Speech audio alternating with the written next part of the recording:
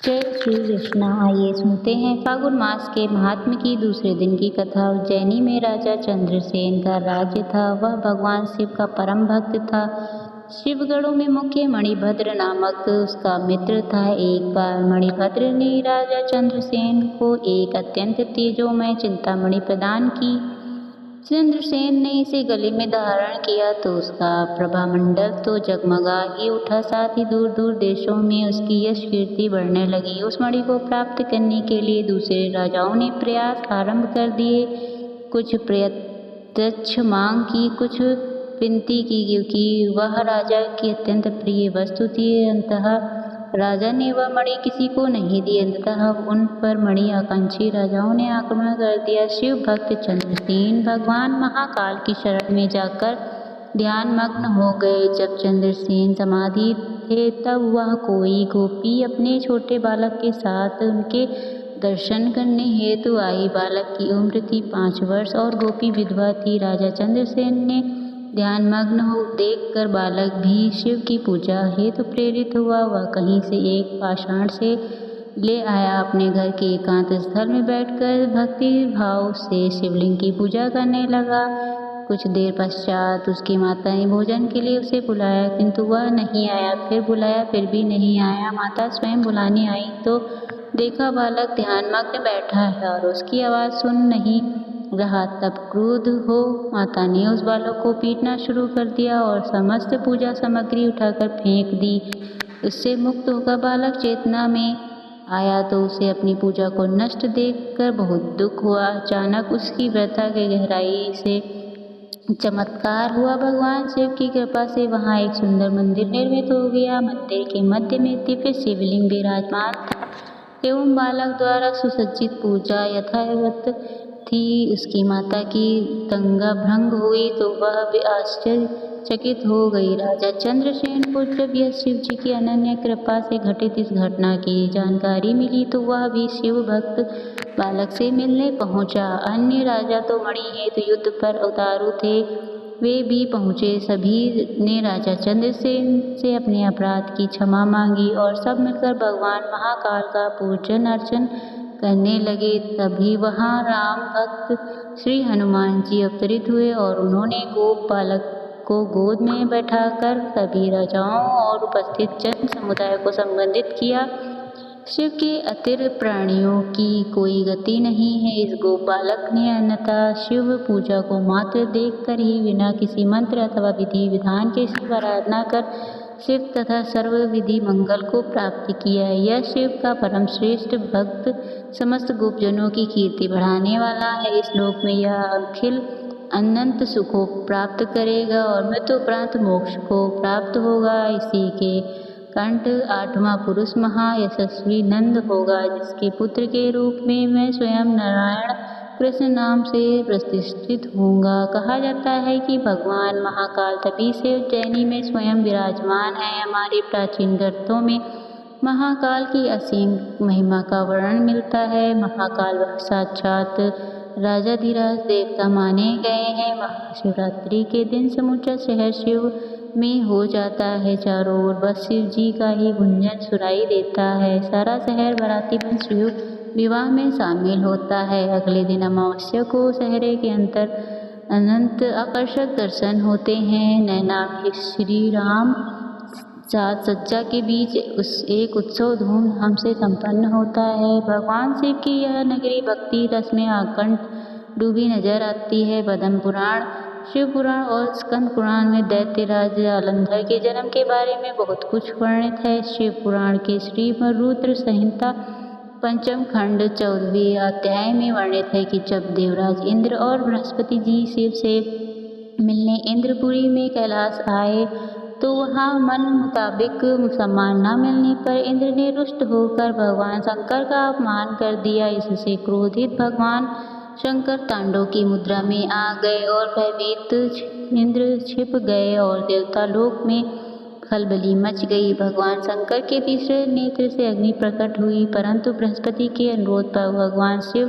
शांत हो गए और अपनी तीसरी नेत्र से प्रकट हुई अग्नि को समुद्र में फेंक दिया। इसी को पगनी से एक बालक ने जन्म लिया। उस समय सागर की लहरों में तूफान जैसी स्थिति थी। इन्हीं लहरों पर उस बालक को आश्रय मिला। यही बालक बड़ा होकर क्रूर, दबंगी और अथाह शक्ति के स्वामी दैत्यराज जालंधर के नाम से विख्यात हुआ। जालंधर को अपना जातक पुत्र मान सागर यह धरती उसको भेंट में देकर यहाँ से हट गया। जालंधर का नामकरण ब्रह्मा जी ने किया था। उन्होंने ही जालंधर का राज्य अभिषेक कराया। जालंधर का अत्याचार बढ़ने लगा। देवताओं के अलावा उन्होंने अपने गुरु शुक्राचार्य का भी निरादर कर दिया। महर्षि नारद ने भगवान शंकर को कहा कि अत्याचारी से धरती को मुक्ति दिलाएं। भगवान शंकर ने समझाना चाहा तो जालंधर ने उनका भी उपहास उड़ाया। इस पर भगवान शंकर ने श्री विष्णु को इसे दंड देने के लिए कहा। जब भगवान विष्णु जालंधर को समझाने गए तो जालंधर ने विष्णु भगवान को युद्ध के लिए ललकारा। लक्ष्मी जी ने भगवान शिव से यह वचन ले लिया था कि जालंधर की हत्या न करें। लक्ष्मी जी का जन्म भी अमृत मंथन के समय सागर से हुआ था। जालंधर भी सागर का जातक पुत्र था, इसलिए वह लक्ष्मी जी का भाई ही हुआ। भगवान विष्णु और जालंधर में लंबा युद्ध चला। वचन में बंधे होने के कारण भगवान विष्णु युद्ध को निर्णय तक नहीं पहुंचा सके और वापस ही वैकुंठ लौट आए। पुराणों में वर्णित है कि महर्षि नारद के आग्रह पर भगवान शंकर ने जालंधर से युद्ध किया। युद्ध लंबे समय तक चलता गया। भगवान शंकर जानते थे कि दैत्यराज जालंधर की पत्नी देवी वृंदा सत्य, त्याग और तपस्या की मूर्ति हैं, इसलिए जालंधर का वध करना कठिन है। देवी वृंदा का सतीत्व ही जालंधर शक्ति। अनेक वर्षों तक जालंधर और भगवान शिव के बीच युद्ध चलता रहा, लेकिन भगवान शंकर जालंधर का वध करने में सफल नहीं हो पा रहे थे, क्योंकि वृंदा के अस्तित्व के कारण भगवान शिव का हर प्रहार जालंधर पर निष्फल हो रहा था। अंत में देवताओं ने मिलकर योजना बनाई और भगवान विष्णु जालंधर का वेश धर वृंदा के पास पहुंच गए। वृंदा विष्णु को अपना पति जालंधर समझकर उसके साथ पत्नी के समान व्यवहार करने लगी। इससे वृंदा का पतित्व व धर्म टूट गया और शिव ने जालंधर का वध कर दिया। भगवान विष्णु द्वारा वृंदा का अस्तित्व भंग होने की वजह से वृंदा ने विष्णु भगवान को श्राप दिया कि वह धरती पर शालिग्राम यानी शिला के रूप में रही। इस पर देवी लक्ष्मी ने वृंदा से अपने पति भगवान विष्णु को इस श्राप से मुक्त कराने की विनती की। तब देवी वृंदा ने सती होने से पूर्व भगवान विष्णु को अपने समप रहने की शर्त पर अपने श्राप को संबोधित कर दिया। देवी वृंदा के सती होने के पश्चात उस रात से ही नन्हे पौधे ने जन्म लिया। ब्रह्मा जी ने उसे तुलसी का नाम दिया। यही पौधा सती वृंदा का पूजनीय स्वरूप हो गया। भगवान विष्णु ने देवी तुलसी को भी वरदान दिया कि वह सक्षम व्रत प्रदान करने वाली माता कहलाएगी और वर्ष में एक बार शालिग्राम और तुलसी का विवाह होगा। तुलसी के भोग के बिना भगवान विष्णु का भोग भी अधूरा माना जाएगा। प्रिय भक्तजनों, आइए अब सुनते हैं फागुन मास के महात्म्य की आगे की कथा। राजा ने कहा, ब्राह्मण, रास्ते में तुमने क्या चमत्कार देखा और वहाँ क्या था? गौतम ने कहा, राजन, गोकर्ण में लौटते समय मध्याह्न के समय में मैंने एक स्थान पर स्वच्छ सरोवर देखा। वहाँ स्नान करके जल से मुंह धोकर मैंने यात्रा उत्पन्न हुई। थकान दूर की। फिर मैंने एक पवित्र और जंजीर के वृक्ष के पास गया जिसकी घनी शीतल छाया थी। वहाँ कुछ ही दूरी पर मैंने एक बूढ़ी अंधी चंडाल स्त्री को देखा जो मरने वाली थी। वह बहुत क्षीण हो गई थी, उसका मुख सूख गया था, स्पष्ट कुछ भी नहीं दिख रहा था। उसे अनेक रोगों से ग्रसित थी। वह उसके अंगों पर कीड़े के घाव थे जिसमें कीड़े पड़ गए थे। उसकी कमर के चारों ओर मवाद एवं रक्त से सना हुआ एक फटा हुआ कपड़ा था। क्षय रोग से ने उसको गले तक दबोच रखा था। वह पूरी तरह से बेचैन थी। उसके सभी दांत गिर गए थे। वह स्पष्ट कराने की आवाज़ निकालते हुए बार बार करवट बदल रही थी। सूर्य की गर्मी किरणों से बाहर की धूल उसके करीब फैल गई थी। अनायासी पेशाब और मल त्याग कर रही थी जिससे उसका शरीर भर गया था और दुर्गंध आ रही थी। इसके अलावा वह कफ से ग्रसित थी और सांस लेने में कठिनाई हो रही थी। उसकी सभी नसें दुख रही थी और बहुत पीड़ा में थी, बाल बिखरे हुए थे। ऐसी दर्दनाक स्थिति थी देखकर मैं दया से भर गया और उसकी मृत्यु किसी भीषण होने वाली थी और मैं वहाँ ही खड़ा देखता रहा। तभी मैंने शिव के सेवक द्वारा लाया गया एक दिव्य रथ देखा। ऐसा प्रतीत हो रहा था कि वह आकाश मार्ग को तेजों से किरणों से खींच रहा है। उसे हवाई रथ में जो सूर्य, चंद्रमा और अग्नि की तेजस्वी महिमा से युक्त था। मैंने सूर्य के समान शिव जी के सेवकों को देखा। उनके हाथों में त्रिशूल, कपाल युक्त गदा, कुल्हाड़ी, ढाल और तलवारें भी थी। चंद्र से सुशोभित थे। उनकी चमक चंद्रमा और सफेद चमेली के फूल के समान थी। वे मुकुट और दोनों कानों में कुंडल, बड़े बड़े शाखों की कुंडलियों में चमक रहे थे। मैंने ऐसे 4 शानदार लक्षणों वाले शिव सेवक देखे। जब मैंने उन्हें हवाई रथ पर बैठे हुए तेजी से आगे बढ़ते हुए देखा तो मुझे आश्चर्य हुआ। मैं जल्दी से उनके पास गया और उनसे पूछा, जबकि वे अभी भी हवा में ही थे, देवों में श्रेष्ठ त्रिनेत्रधारी भगवान के पवित्र चरणों के अनुयायी, आपको नमस्कार है। 3 लोगों की रक्षा का महान कार्य आपके ऊपर है। आप त्रिशूल, ढाल, तलवार और गदा धारण करते हैं। आपको मैंने भगवान के चरणों का अनुयायी माना है। क्या आप यह अपमान लोगों की रक्षा के लिए है या केवल लीला है, या शायद सभी लोगों के पापों को ढेर पर विजय पाने का प्रयास कर रहे हो? मुझ पर दया करो और मुझे बताओ कि यह क्यों कर रहे हो। शिव को के दूतों ने उत्तर दिया, यहाँ एक बूढ़ी चंडाल स्त्री दिखाई दे रही है जो मरने वाली है। स्वयं भगवान के कहने पर हम उसे लेने आए हैं।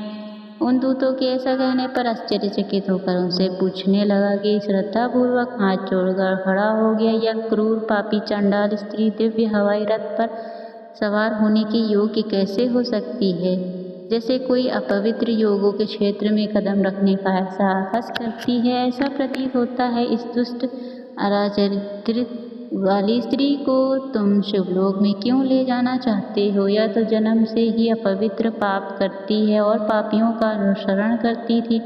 उसे ना तो शिव ज्ञान है, ना ही उसे कोई कठोर तप किया, ना उसने सत्य, ना दया की। उसका नियमित भोजन पशु का मांस था, जिसका पेट शराब से भरा और जो सदैव जीवों को दुख पहुँचाने वाली थी।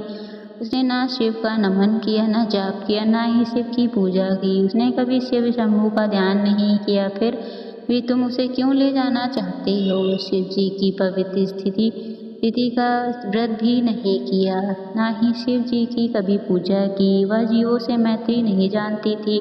उसने शिव फिर कभी बेलपत्र भी नहीं चढ़ाया। उसने शिव जी की पवित्र तिथि पर कभी व्रत भी नहीं किया, पूजा की, ना ही तीर्थों का स्नान किया, ना कभी दान किया। ना कभी दर्शन त्याग देना चाहिए, उससे बातचीत आदि भी संभव नहीं। इस दुष्टा को तुम किस प्रकार ले जाना चाह रहे हो, जो सज्जनों से संबंधित ही नहीं? क्या उसने पूरे जन्म में कोई पुण्य कर्म किए हैं? फिर वह कीड़ों और कुष्ठ रोग से पीड़ित क्यों है? भगवान का कार्य अद्भुत और देवधारी प्राणी कल्पना भी नहीं कर सकते। पापी जीव भी दया करके परम धाम को ले जाते हैं। मेरे द्वारा इस प्रकार आग्रह करके जाने पर त्रिशूलधारी देवराज के दूतों ने प्रेम पूर्वक उत्तर देकर मेरे सारे संदेह को दूर कर दिए। शिव के दूतों ने कहा, ब्राह्मण, यदि आपको इस चंडाल स्त्री के विषय में जिज्ञासा है तो विषय में जानने के लिए 2 शब्द सुनिए। जन्म में वह सुमित्रा नाम की एक ब्राह्मण कन्या थी। उसका मुख चंद्रमा के चक्र के समान चमकता था। वह कई देश के एक प्रख्यात ब्राह्मण की पुत्री थी। उसके अंग फूल विकसित चमेली के फूल के समान कोमलता से युक्त थे। जब सभी लोग उसके अपने पत्रक में रखते समान उसके विशेषताओं से संबंध होकर बड़े हुए देखते तो उन्हें आश्चर्य हो रहा था।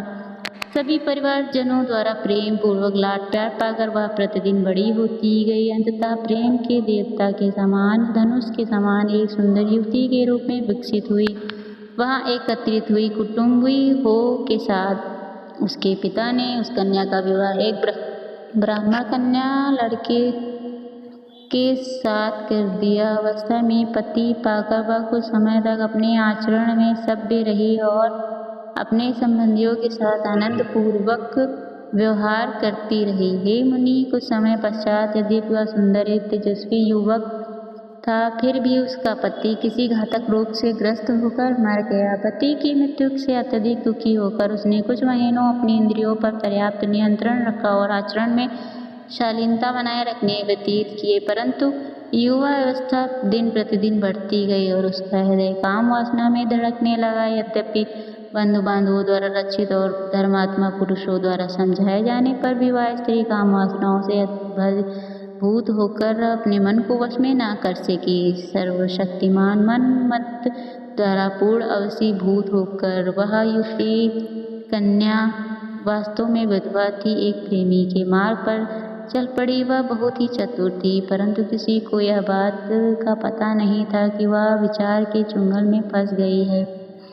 व्यभिचार लड़की कुछ समय तक अपने अपराधों को छिपाने में सफल रही। स्त्री कामनावश के कारण, ब्राह्मणीय व्यक्ति की सेवा के कारण, राजा ब्राह्मण शक्ति के दंड के कारण तथा तपस्वी भोग विलास के साधनों के संग्रह के कारण नष्ट हो जाते हैं। कुत्ते का जूठा पका हुआ चावल तथा मदिरा मिला हुआ दूध जिस प्रकार बेकार है, उसी प्रकार सुंदर आकृति कुष्ठ रोग से ग्रसित तथा कुलीन परिवार एक दुराचारी स्त्री के कारण बर्बाद हो गया। पति के सभी भाई इकट्ठे हुए और विचार विमर्श किया। उन्होंने उसे त्याग दिया, उसे परिवार से अलग कर दिया, उसे बालों की चोटी से पकड़कर सभी रिश्तेदारों ने बाहर निकाल दिया। वह गांव से बाहर जाकर एक शूद्र के साथ उसकी रानी की तरह रहने लगी।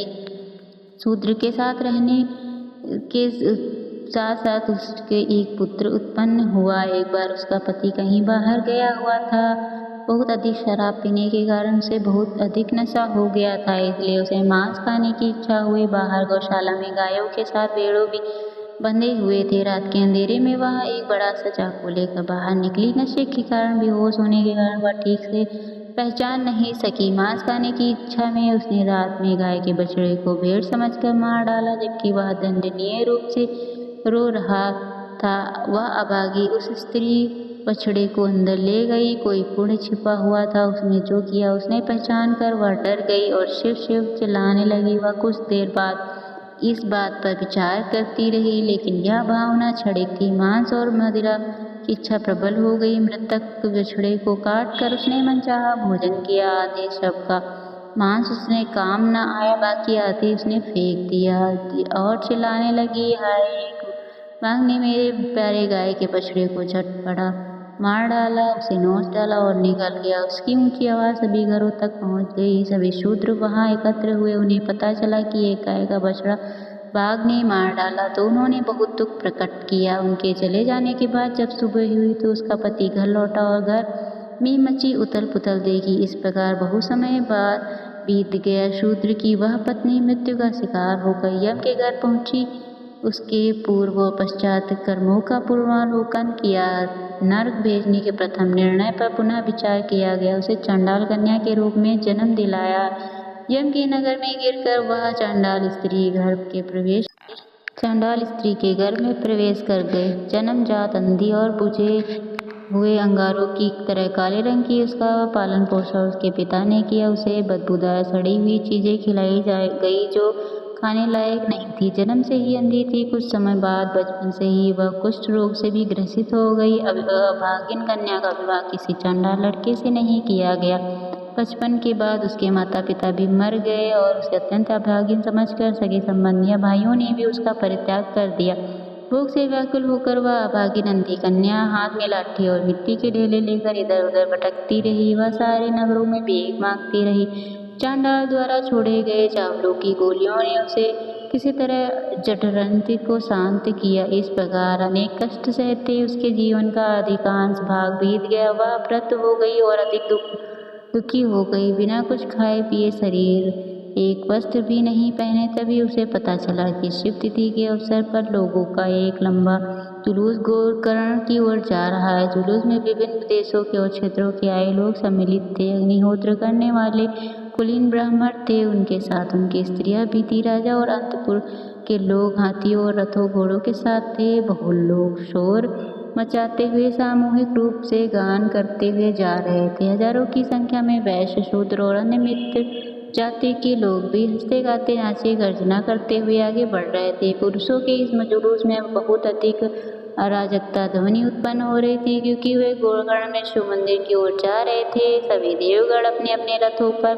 बैठकर उत्सुकता से देख रहे थे। यह चांडाल स्त्री भी कुछ खाने और पहनने की इच्छा से धीरे धीरे वहां आई तथा लोगों से भिक्षा मांगने के लिए वहां पर खड़ी हुई। रवि अन्य के भिखारियों का हाथ पकड़कर आगे बढ़ी। पूर्व जन्म के पुण्य के कारण गोकुल तिथि पर पहुंची। वह मुख्य मार्ग से दूर हाथ फैलाकर बैठ गई। भिक्षा मांगते समय उसके मुंह से बार बार दैनी शब्द निकल रहे थे। मुझे लोगों, मुझ पर दया करो, मुझे कुछ खाने को दे दो। अनेक जन्मों से पापों के कारण मैं समय से दुख भोग रही हूँ। मैं अत्यंत दुखी हूँ।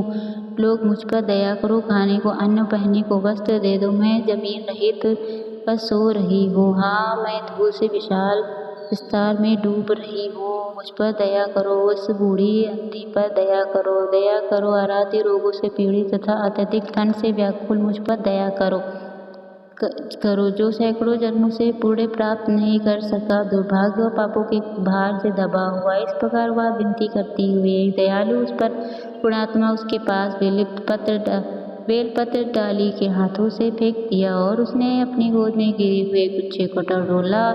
जब उसे पता चला कि वह खाने लायक नहीं तो उसने फेंक दिया। रात्रि के अंधेरे में उसके हाथ से छूटकर वह बेलपत्र सौभाग्य से शिवलिंग के शिखर पर जा गिरा। शिवलिंग को समर्पित हो गया। भिक्षा मांग रही थी, लेकिन दुर्भाग्य से उसे यात्रियों ने कुछ नहीं दिया। रास्ते में उत्तर दिशा में थोड़ी दूर भद्रकाली की मूर्ति के पीछे रात बिताई।